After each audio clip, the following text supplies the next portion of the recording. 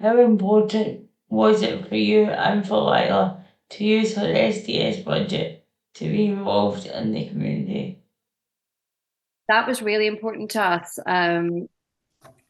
partly because Lila goes to mainstream school and it's a local mainstream school, so kids in the community do know her.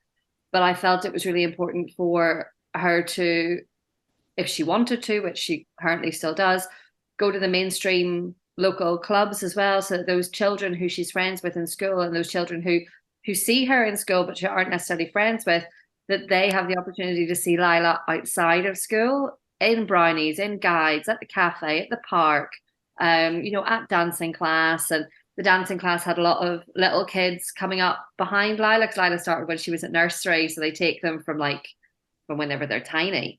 And those kids seeing Lila in their own community, in their own classes, I felt like that was really important. And if we hadn't had SDS, it wouldn't have been easy to find somebody to do those things with Lila unless it was me.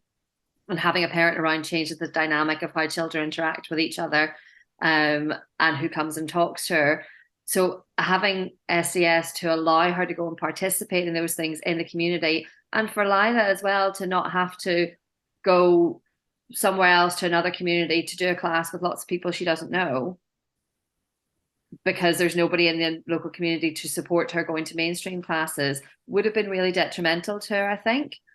I do think as she gets older, she's just started a different dance class, which is specifically aimed at people with disabilities. And she doesn't need an assistant to be there. I can drop her off and come back and get her in 45 minutes. And she loves it and it's beneficial because she really enjoys it. And it's good for her to be in the company of other people with disabilities because she does go to a mainstream school. So it is important for her to have that community. But I think having the balance of equal, I would have hated for her to only be able to go to those clubs because she didn't need an assistant. And if we didn't have SDS, either we would have had to try and financially pay somebody ourselves and try and figure that all out for her to go to those mainstream clubs with an assistant, or she just wouldn't have gone. And she would have missed out on doing the normal things that other kids her age do.